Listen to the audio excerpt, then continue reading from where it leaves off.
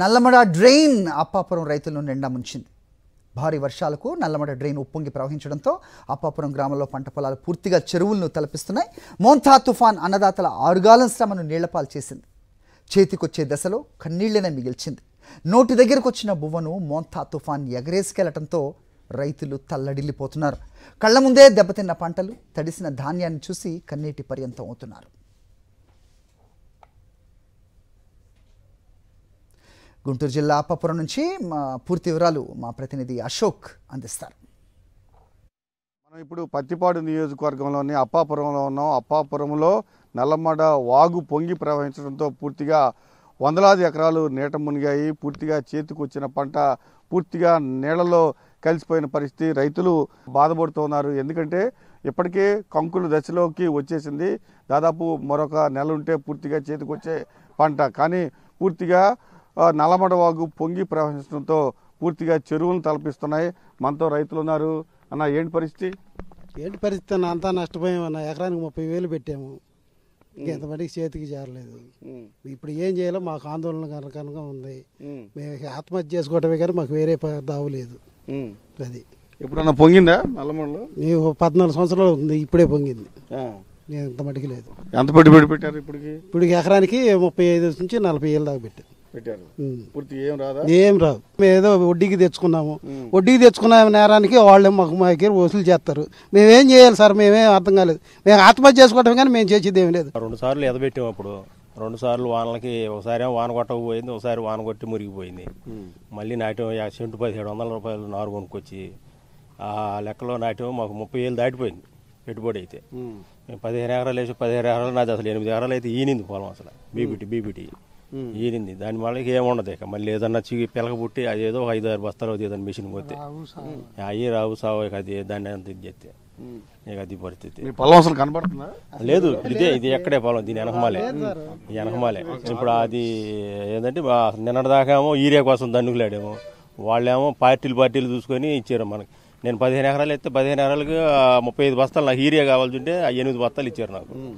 అది తది అన్ని బ్లాక్లో కొనుక్కొచ్చుకున్నాం. అన్ని అదనం రేట్లు 350 రూపాయలు 370 రూపాయలు పెట్టి ఈరియా కొనుక్కొచ్చే నాటం. ఇప్పుడేమో మళ్ళీ ఈ పరిస్థితి జరిగిపోయింది. ఏడాదిలో మొత్తం 15 ఎకరాల మీద మీకు ఎంత నష్టపోయారు అనుకుంటున్నారు? నాకు 15 ఎకరాల మీద మనకి మాకు 2 లక్షలు పైనే ఉంటుందండి.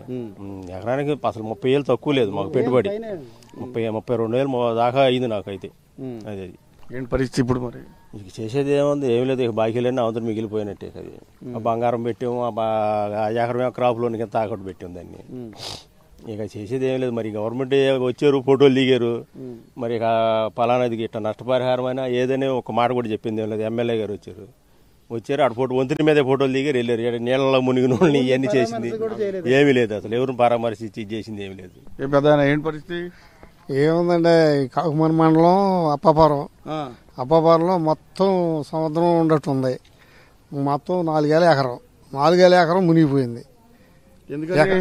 ఈ వరదకి వచ్చింది. అప్పుడైనా మామూలుగా 2 సార్లు ఎదబెడితే 2 సార్లు పోయింది. మళ్ళీ నాటి ఎట్టగట్ట మందులు వేసుకుని లైన్కి వచ్చేతలకి వరద వచ్చింది. కానీ ఇప్పుడు వచ్చిన వాళ్ళు వచ్చారే కానీ ఒక్కడు కూడా ఏ మాట కూడా చెప్పకుండా వెళ్ళిపోయారు. ఏంది ఇదిగో ఇది ఇస్తాం మీకే ఆదుతో పడవద్దు అని అనేవాళ్ళు ప్రభుత్వం వాళ్ళు ఒక్కడు కూడా వచ్చిన వాళ్ళు వచ్చారే కానీ ఆదుని వెళ్ళిపోయారు. మీరు ఈ జనం రైతులు ఏం చేయాలి? ఈ ఆత్మహత్య చేసుకోవాలి. ఎకరానికి 35,000 దాకా పెట్టుబడి అయింది. ఇప్పుడు పెట్టుబడి అయింది. నేను 15 ఎకరాలు వేసా. 15 ఎకరాలు వేసాం. మరి మా పరిస్థితి ఏంది? ఎవరు ఆలకిచ్చే నాదుడు? ఇదివరకు ప్రభుత్వం ఉందంటే నెలకే ఏదో ఒకటి పడతా ఉంటే జనం కోలుకున్నారు. ఇప్పుడు ప్రభుత్వం వాళ్ళకి వరకే చూసుకుంటున్నారు కానీ కథ వాళ్ళని పట్టించుకోవట్లా.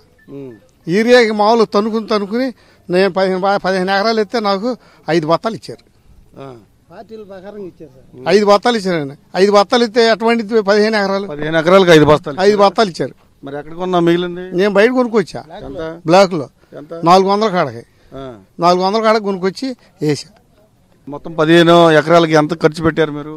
2 లక్షల పైన అయింది. 2 లక్షలకి ఇంతవరకు రూపాయి వచ్చేది లేదు. అసలు ఆదుకునే నాదులు లేడు. అసలు మీ పొలం కనబడుతుందా మీ ఊళ్ళో? అవపడతలా. మొత్తం మునిగిపోయింది. పోదామంటే పోయి కూడా వెనకొచ్చాను. నేను వెనకొచ్చేసి వచ్చి పోల.